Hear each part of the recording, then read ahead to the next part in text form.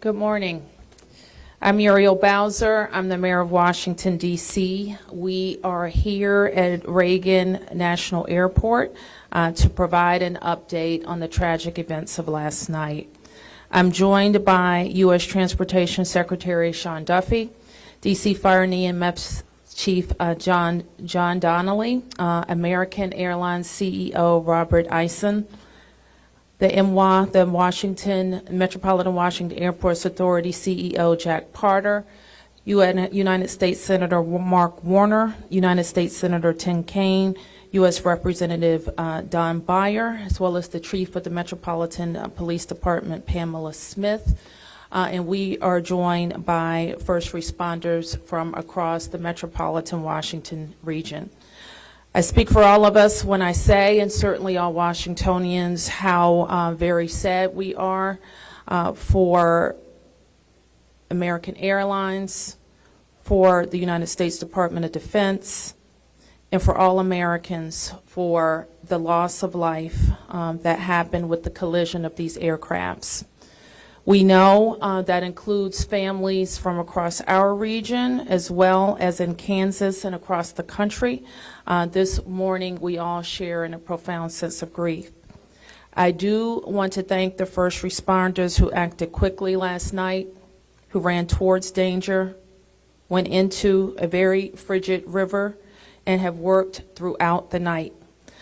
Chief Donnelly reported in last night's briefing that we have a strong mutual aid agreement in our region, and those teams have worked together throughout the night in really tough and heartbreaking conditions, and we should all thank them for their heroic efforts.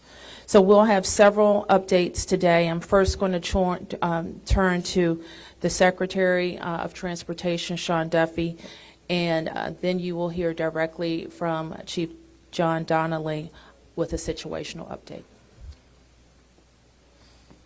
Thank you, Mayor. Again, Sean Duffy here, Secretary of Transportation. We wish we were gathering for different purposes today. I just want to let you know that the Department of Transportation, the FAA, along with the White House, President Trump, local, state, and federal partners, all working together on this incident in unison. I couldn't be prouder of this team that's been assembled, working tirelessly. Mayor, I want to thank you specifically for your work. A few details I'd like to give all of you, and some of you have reported this, but last night, if you live in the D.C. area, you would know that this was a clear night last night. The helicopter was in a standard pattern. If you live in the D.C. area, you'll see helicopters up and down the river. This flight pattern is seen oftentimes when you live in D.C. This was a standard flight pattern last night as well. The American Airline flight coming into land was in a standard flight pattern as it was coming into DCA. So this was not unusual with a military aircraft flying the river and aircraft landing at DCA. And again, if you live in the area, you'll see that frequently with those two aircraft working together. As many of you have reported, we have located the two aircrafts.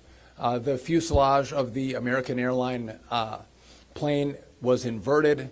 It's been located in 3 different sections. It's in about waist-deep water, so that recovery is going to go on today as that recovery takes place of the fuselage of the aircraft. NTSB is going to start to analyze that aircraft, partner with the FAA with all of the information we have to get the best results possible for the American people. I would just say that safety is our expectation. Everyone who flies in American skies expects that we fly safely, that when you depart an airport, you get to your destination. That didn't happen last night. And I know that President Trump, his administration, the FAA, the DOT, we will not rest until we have answers for the families and for the flying public. You should be assured that when you fly, you're safe. Thank you.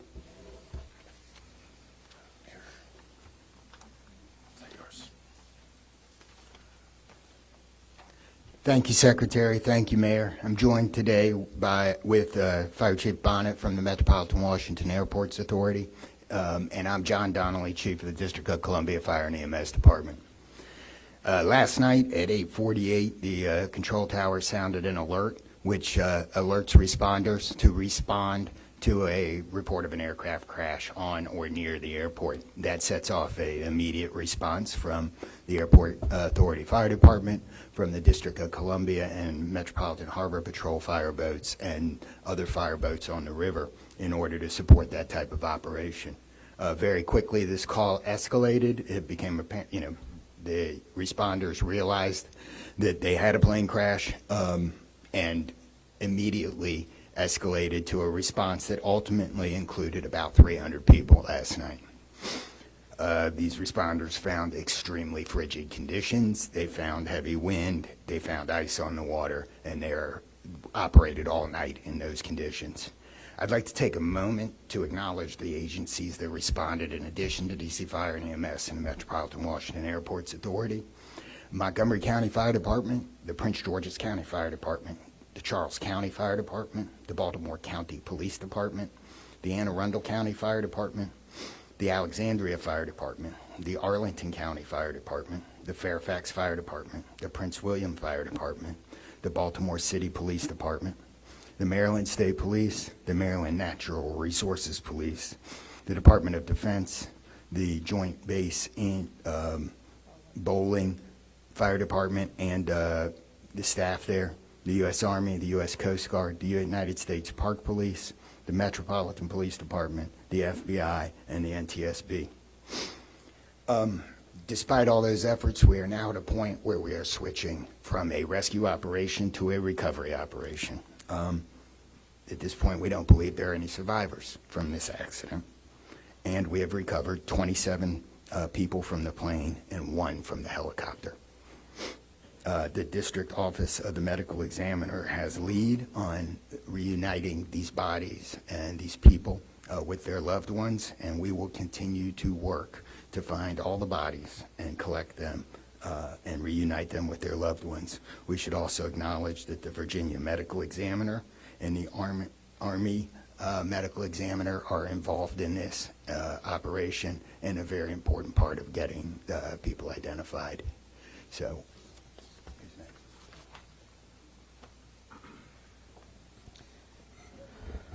Our hearts are certainly with all of the crew in American Airlines, and we'll hear from CEO Isom. Thank you, Mayor. Good morning. I'm Robert Isom, the CEO of American Airlines. I want to express my sincere condolences for the accident that happened at DCA last night. We're absolutely heartbroken for the family and loved ones of the passengers and crew members, and also for those that were on the military aircraft. Our focus right now is doing everything that we can to support all of those involved and also the PSA Airlines team. This is devastating. We are all hurting incredibly. We urge any family and friends looking for information about their loved ones to call our designated helpline, and that's at 1-800-679-8215, 1-800-679-8215. And here's what I can share at this early stage. American Eagle Flight 5342, operated by PSA Airlines, traveling from Wichita, Kansas to Reagan National Airport, was involved in an accident just before 9 p.m. local time on final approach into Reagan National. It collided with a military aircraft on an otherwise normal approach, and at this time we don't know why the military aircraft came into the path of the PSA aircraft. Flight 5342, a CRJ 700, was under the command of 4 crew members. They carried 60 passengers, as you know, for a total of 64 people on board. In addition to local resources already here in DC, American Airlines has activated our care team, and that's a group of specialists that are trained to support these types of responses. These team members are on site or arriving soon. And additionally, we have members of our GO team that are on ground here in D.C., and they're being deployed with resources to do everything that we can to take care of the needs of the families and the loved ones of the passengers and crew members. And that is our sole focus.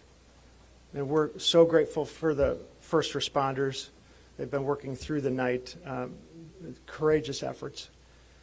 And we're actively working with local, state, and federal authorities on emergency response efforts and closely coordinating with PSA Airlines as they cooperate fully with the NTSB on the investigation. I know that there are many questions, and at this early stage, I just won't be able to answer many, but we'll provide additional information as it comes. Thank you.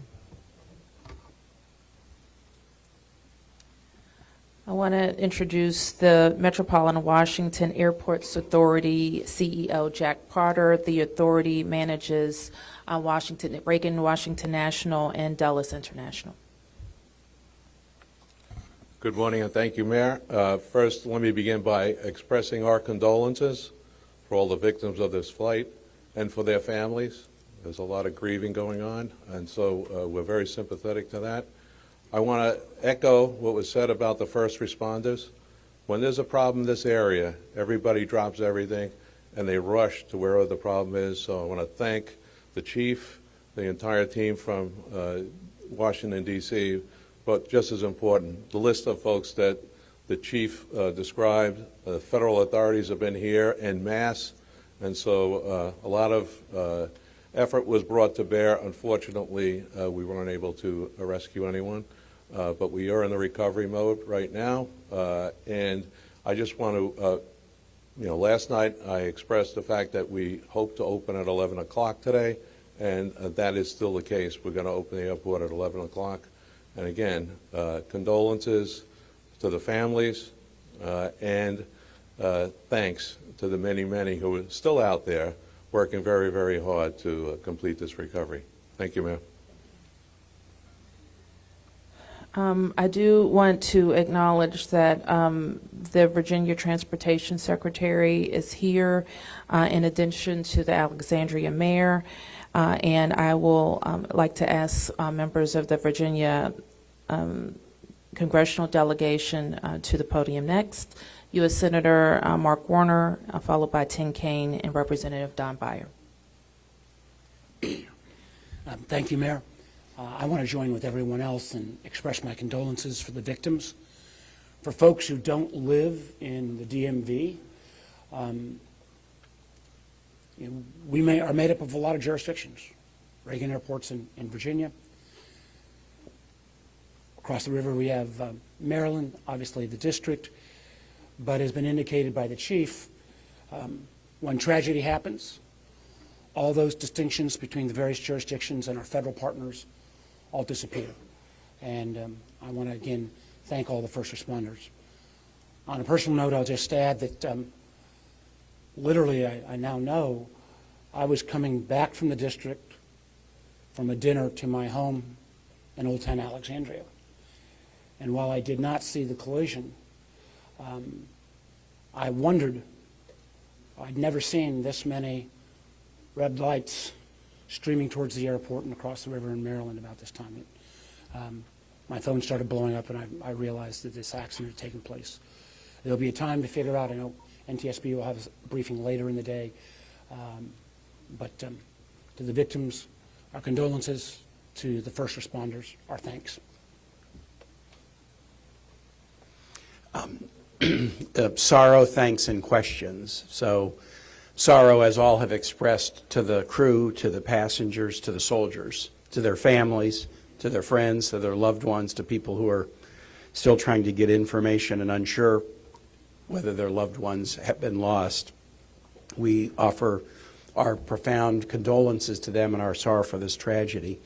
Thanks. I'll echo, Mayor, what you began with. When you see a challenge like this and you see people from so many different agencies, local, state, federal, with different uniforms, different badges, but working in such a coordinated way, even in the midst of a tragedy, it does give you a sense of appreciation and pride in people's willingness to come to the danger and work together. And I started to see that as a local official 30 years ago in Richmond, and definitely have seen it here.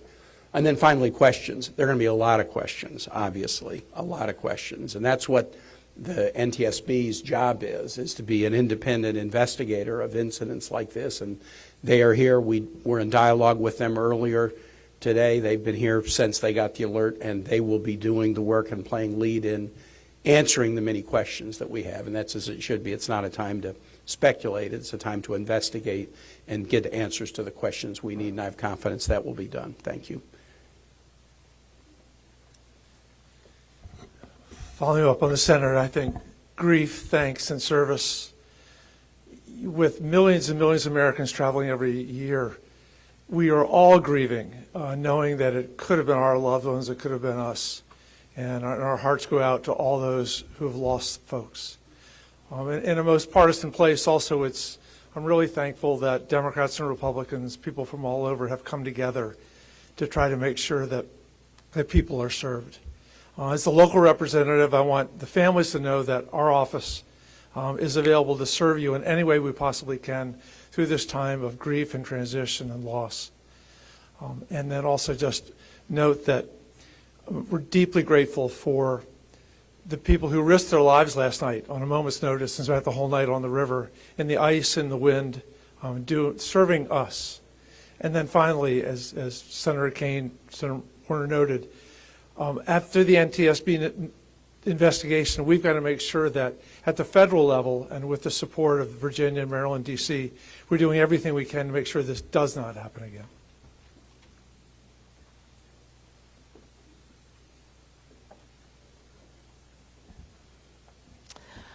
So with that, it's been said already that the National Transportation Safety Board becomes the lead agency in the investigation.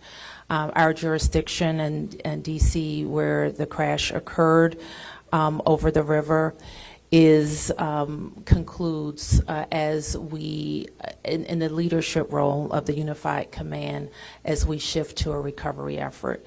We expect the National Transportation Safety Board to provide briefings to the press later in the day. So at this point, we can take a few questions.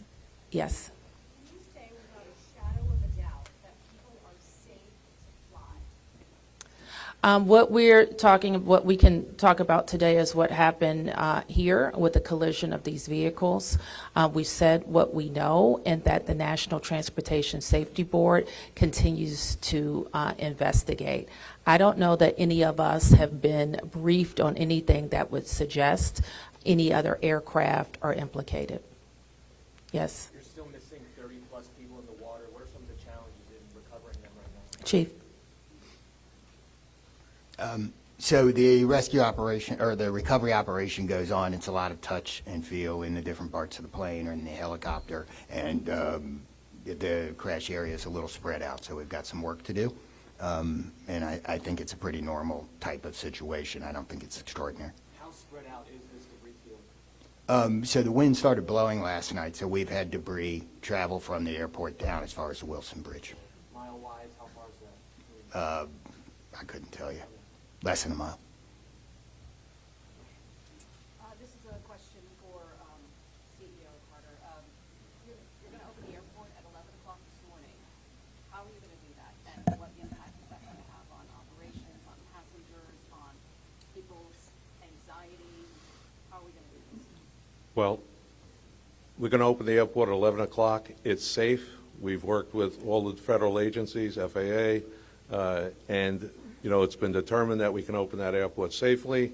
The recovery effort that's on our property is on the waterfront. Our primary runway, 119, will be open. It's away from any activity. We're going to have a secure area around that, so all are comfortable that we can get back to operations. Now, each airline will announce or communicate to their passengers what their operations are going to be. Obviously, their networks were disrupted overnight, and so we might have a slow recovery, but the bottom line is we will begin to have aircraft moving in and out of this airport at 11 o'clock. Okay, so 1, 2,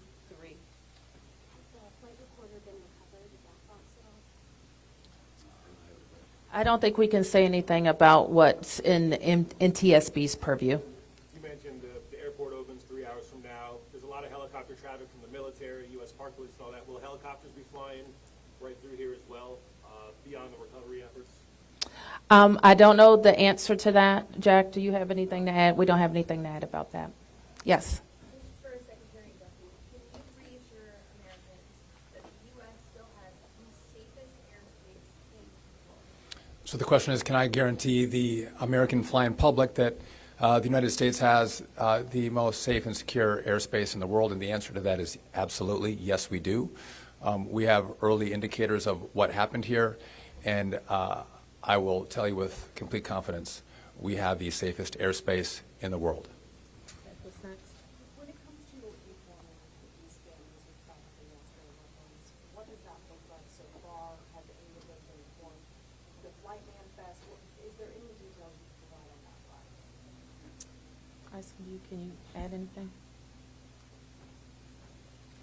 All I can say is that we have published the 1-800 number. We have family assistance centers set up here in DCA. We do in Wichita as well. I'm not at liberty to give the number of families that have been that have used those services, but we are making that use. We have over 100 team members that are either here or on their way that are specially trained to work with family members, handle travel arrangements, hotel arrangements, incidentals, to make sure that we're taking care of people in any way that they can, as you know, as our teams are hurting and suffering, and as our passengers and their families need assistance. We're doing everything we can. I don't have any more information on that right now.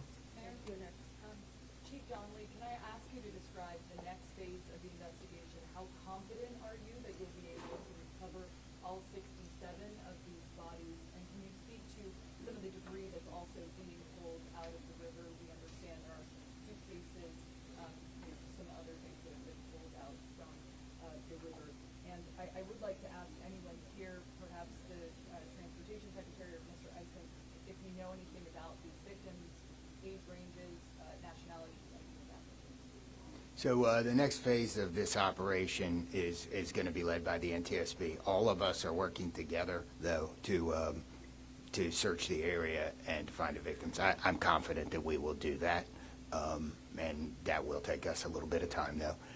It may involve some more equipment. As far as the things being collected, I don't have personal knowledge. I know that we have been collecting debris that you would expect to see from a plane.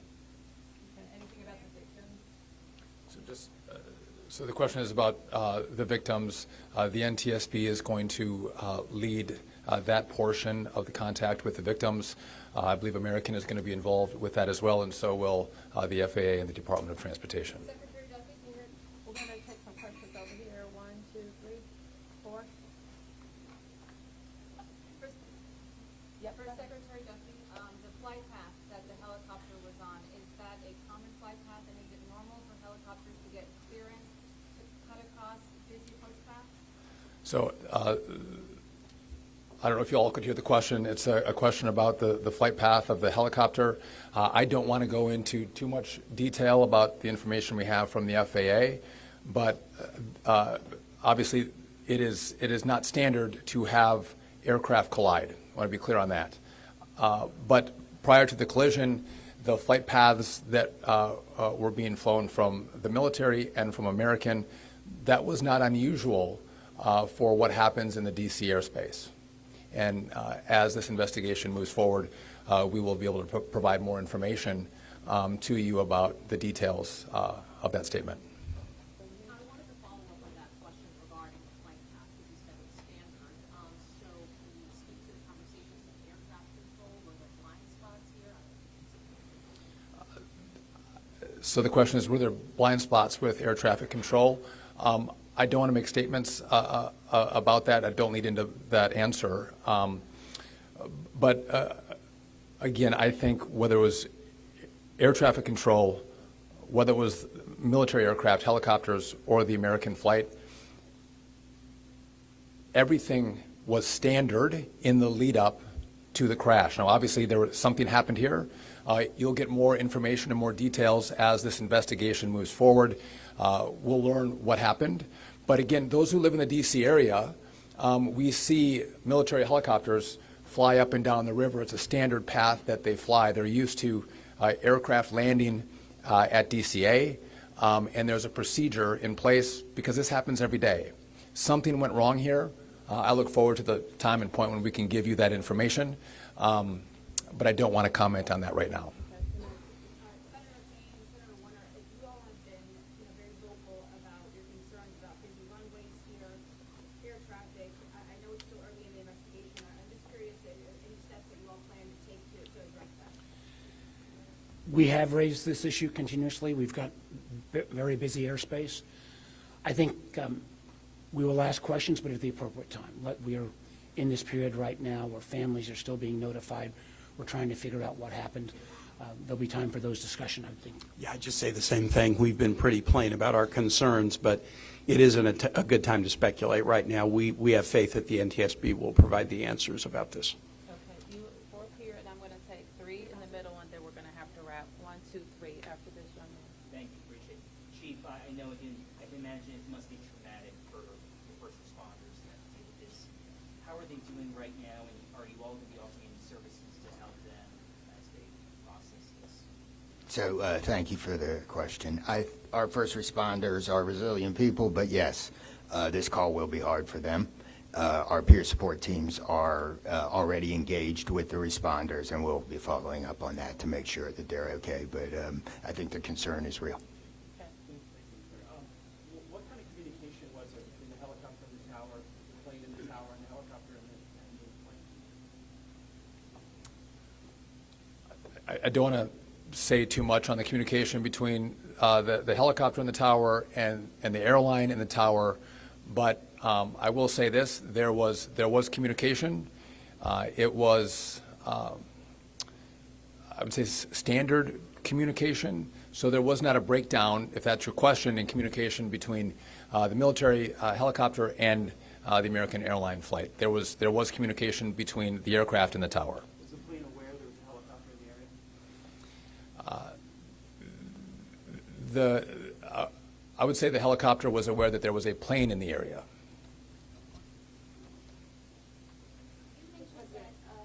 So the president, you said yesterday he called into the briefing room. Has he returned to the briefing room since then? Have you spoken? Also, a question about the National Security Advisor, Mike Waltz. He's saying that there was 30 bodies that had been recovered. That he said that in the White House. Curious. I know you're in this press right now, so that's hard for you to update. But I do have the question on potency. I can do the body. I'll give you the body first. So in terms of body recovery, as we recover bodies, we have a process, and we're not counting any bodies until they're in the possession of the medical director. So there may be some fluctuating in numbers that other people would report, but our numbers from the medical examiner. So just in regard to the president in the briefing room, I've been with this team for the last hour plus as we've worked through the details of the information we wanted to give you. But it is my understanding that either this morning he was going to be in the Situation Room, or the Situation Room is obviously briefing the president. He has been kept in full appraisal of what is taking place. Okay, last two, you, and you ma'am, first. You mentioned that the aircraft was on a standard flight pattern. Just curious, when the airport opens at 11 today, will planes be on that flight pattern again, or are they being directed to fly a different way? Jack, do you want to mention it? No. Okay. Well, I mean, safety is paramount, and I don't have that information quite yet from the FAA, so I don't want to provide an information I don't want to provide an answer or inaccurate information on what routes will be flown out of DCA. Okay, last one. Two questions really quickly. What do you know about the experience and history of the pilots of both the American Airlines plane and the Army Black Hawk helicopter? And then for Secretary Duffy, last night the president had said that this could have been prevented and questioned why air traffic control didn't tell his helicopter what to do. Is that something that investigators have determined should have happened in this situation? So do you want to? We can quickly, Secretary. Just just quickly, I don't have a lot of information to release, but these were experienced pilots. I know that the captain had 6 years with PSA, or almost 6 years with PSA, and the first officer almost 2 years. Again, standard approach, and that's about all I can say. Thank you. In regard to the military, I don't have information in regard to the experience of the military pilots. I would just note that this was classified as a training mission. Sometimes people could think that a training mission is someone who is inexperienced in the cockpit. We call these missions that are flown in the D.C. area as our pilots are getting hours in experience training missions. So don't read into that we had how many hours the pilots on the military aircraft had. And you had another question for me that was. Last night, the president had said Yep. that this could be prevented, and also that air traffic control, questioning why they may not have communicated with the helicopter, telling them what to do. We are going to wait for all the information to come in from this vantage point, but to back up what the president said, what I've seen so far, do I think this was preventable? Absolutely. Thank you.